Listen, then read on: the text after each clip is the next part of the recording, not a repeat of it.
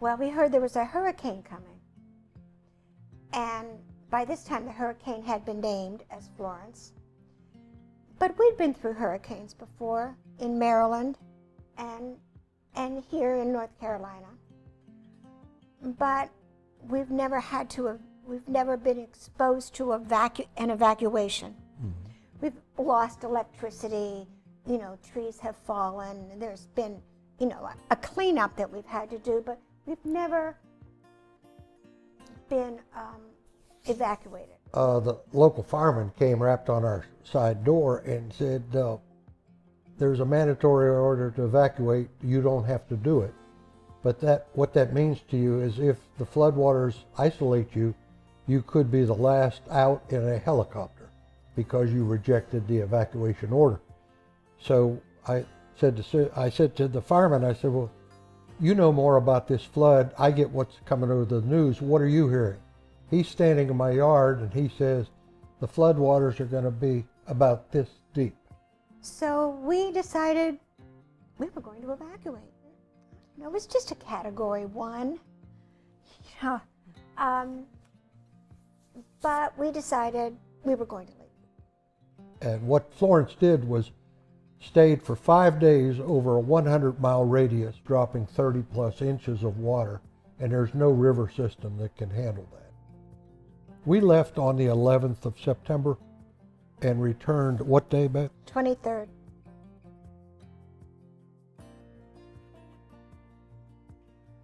It was there were multiple emotions in that I think we were preparing for a flood in the garage. Okay, the garage did this. But at the last minute I said, I'm walking through the house with my camera, with my phone, and I'm going to take pictures and videos of everything. And while doing that, I accumulated a pile of things that I wanted to take with us. I took more things than what I thought, but it was a scramble of thinking because I thought, well, it's really not going to flood. But we had moved furniture in from the sun porch into the room. We had elevated things. This time, we did the same thing, but it was to no avail. We left with, and Chuck kept saying, let's go, and I said, no, need to take the wine. Need the wine. We didn't know what we'd ever come back to. It was surreal. It was very surreal to leave. An empty feeling. Because it hadn't started to rain. It was dismal. And we didn't know if we had the right stuff, the wrong stuff. We didn't know. And that was a situation that we were those were emotions we were going to feel for about a year. Right. And we didn't know that either. We were glad that we had a place to go. We had our cat with us. So the three of us were together, and we were going to stay with Chuck's sons. So we had a lot of peace of mind amongst having absolutely no peace of mind. Well, in coming back after the, quote, Florence flood, hurricanes are not just water, but we didn't know, we had 100-foot pine trees around that house, several of them. So I'm envisioning a mixed blessing there. From neighbors and cell phones, we found out that there was a huge quantity of water, up to 5.5 feet, predictably in a garage. But would I be finding trees down on the roof, which now is going to make complementing problems from the attic down to the basement? Yes. Well, yes. However, we were in touch with friends, neighbors, and our builder. Our builder was kind enough, who at that time lived in the neighborhood. He would get on a boat, and he would. This was not accessible. Most of this area where we lived was not accessible. And he would go in a boat to the homes that he built, and when it was appropriate, open windows to let because there was still water inside, open the windows so it wouldn't be Super humid. super humid with all that water. So that, I mean, we didn't have to get to our house to know it was totally jarring. And then we saw, we didn't even get to our house yet. We were like zombies. You know? It doesn't, and I would see neighbors kind of walking around. The day we arrived, Just- her description is point on. Some arrived earlier, some stayed, and so you had a myriad of different scenes. Some had already much stuff out on the side of the road. Some hadn't begun. They were still in shock, as we were in shock. Interesting, a little side note, almost every square yard of ground had at least one dead fish in it. We're talking thousands of acres here. And just imagine, some had 3 to 5, but almost every square yard of lawn, highway had a dead fish. Like a war zone. It was a war zone, you're right. And people are walking around dazed. They're walking around with masks, with boots. You know, everybody's walking around in a way that we've never seen anybody walk around like that on a usual basis.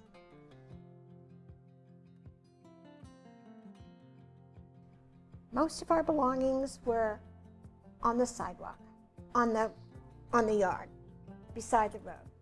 And that was before anyone had started tearing. Mitigating the structure. So there was like furniture on one side and house, building material eventually on the other side. And it was street after street after street. And amongst all this tragedy, there was so much goodness. We have so much gratitude. And that's the big things. The little things are, you know, somebody brought us Lunch. Somebody came by and Fed brought everybody. water. I mean, you're not going there. You're just trying to survive the next 5 minutes, seeing what the next, when you move your eyes, what the next decision might be. You're still trying to take in the calamity that has befallen not only you, but everybody. One of the first things was the piano, and that set the tone for many good things that happened after that.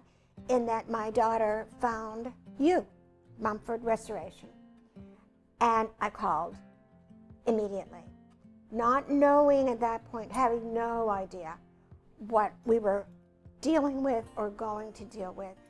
And I say going to deal with because we'd had no experience along these lines, so we were babes in the woods with this kind of thinking. And I didn't know how much water was in the house. So my girls know they probably could institutionalize me if something happened to the piano,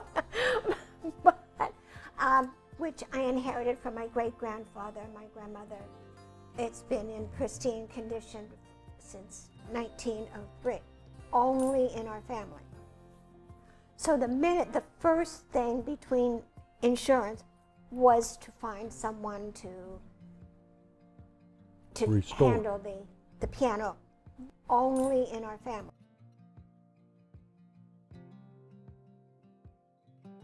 It's one thing to get something refinished, but we couldn't open the drawers. I mean, they were pried open, and I think, this can be saved? Really?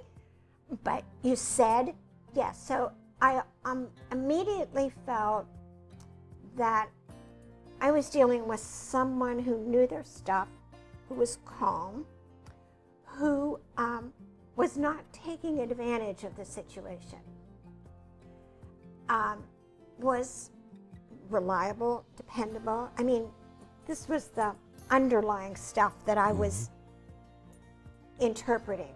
and we cooperated. Well, what about this? Well, what about this? And at this point, if I could have taken the whole house and given it to you, I would have liked that. But most of the house was gone by that time. Anyway, so when you said, I can take this, well, go for it. I mean, I just didn't expect, I didn't know what you could handle. Had I known that before, I would maybe have looked at things differently, but having peace of mind that the artwork would be safe, the heavier furniture would be safe, and rematted, and gotten all that whatever was in it from the moisture redone, because I wanted to keep. I mean, I've got fractures from 1884 of my great-grandparents' marriage certificate. So you just don't want to throw that away. And if you have a chance to keep family or special things, you need, if you're able to, you need to take advantage of that opportunity. What your company gives or gave me and us was some peace of mind, and that's huge. A company who is in the storage business come and pick things and store it for you. It's somebody else like yourself, Mumford, that not only will store things, but they know what they're looking at and the value of it and how to package it to get it from our house to your place and then back to us. There's sort of a peace of mind that these folks know what they're looking at, some assessed value of it, and they treat it accordingly. The way you box it up, the way you frame it, the way you care for it, puts my wife particularly at ease. Everybody has, quote, valuable stuff, and what we have is valuable to us. And whether it was a figurine that was going to be wrapped and carried off, or whether it was a chest of drawers that needed the bottom totally refurbished and reset so the drawers would work and everything matched up as far as the stains and stuff. Then you had the artwork, some of which I don't think was compromised because it was high. No, it wasn't water damaged. No, but it was moisture damaged. Moisture damaged, yeah. Yes, and she just became a different person once you guys arrived. Just her treasures were being cared for by people she trusted, and you know, money is easier to find than trust and reliability is. And when you've got that, it just reduces the tension that's on the couple that's going through this. And I could tell just when you were here and when you left with her a truckload of treasures that she just decompressed 50%. And I keep going back to the demeanor of how you presented yourself and your company. It's so very important at that time in a person's catastrophe. I was looking to you to take the piano. It was very distinct. I had no clue at that point the emotional relief that would give when we could include other things in that safekeeping. The things that were saved are very grounding. They're family. I can look at them and I'm part of a whole. And we will pass this along to other generations. And to be stripped of all of that, to be stripped of that is horrible. But to be stripped when you have a chance to save something and don't do it is like, oh my God. So, you know, the artwork has a new life.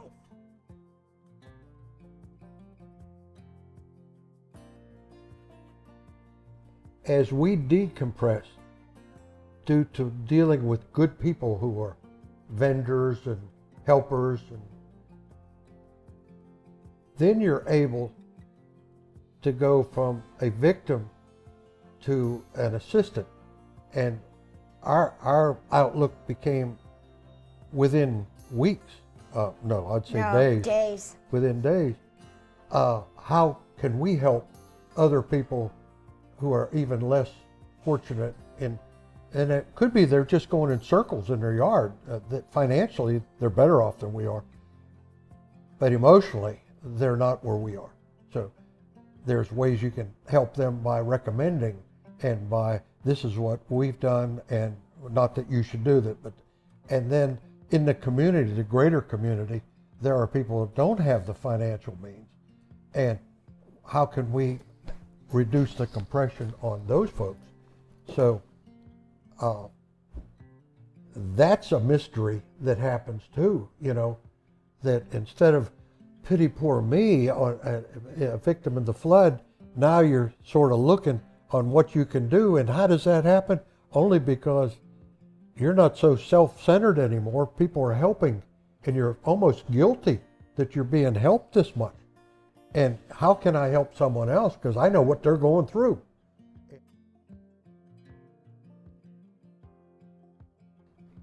No, I know that's because I was grateful that you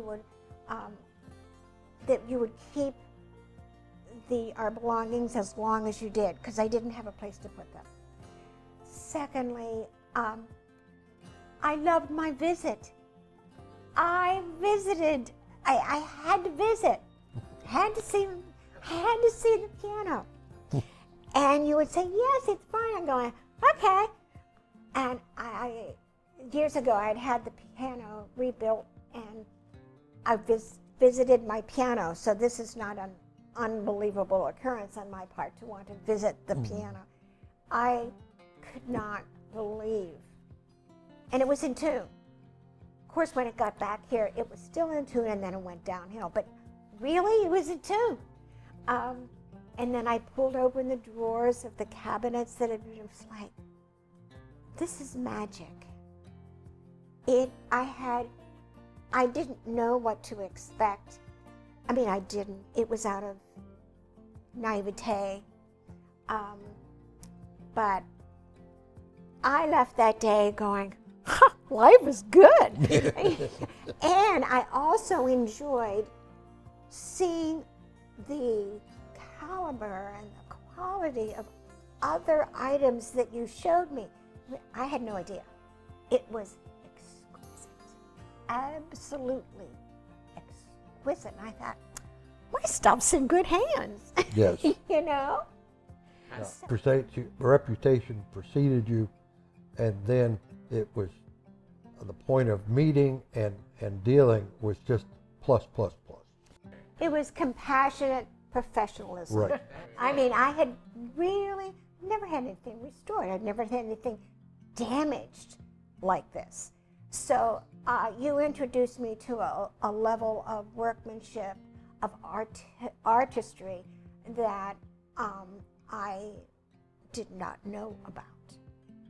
So my stuff is, we have some lovely things, but I saw some things there that just blew my mind.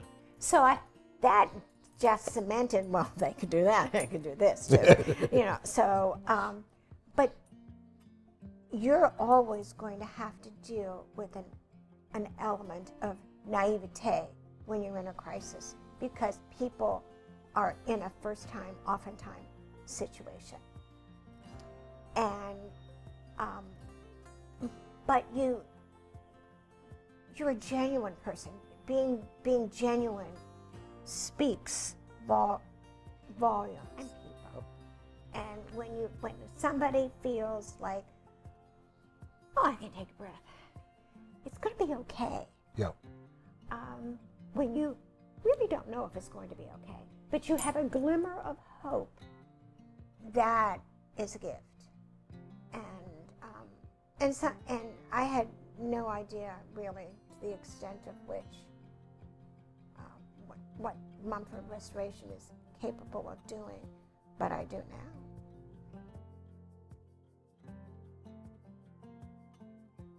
now. Everything's important to you because you're pre-planning. Everything's ideal. And then revisit it like within a month with the idea of delimiting, and then revisit that again. And that will go from everything from what you're going to move to storage to important art and important memorabilia. And then out from that pre-planning, if that is affected in any way, or what companies are you going to deal with, and research those during this down safe time, not during panic catastrophe time. And so it's all comes under the auspices of pre-planning, which we did not do. We were in crisis mode from the time they told us the water's going to be this deep.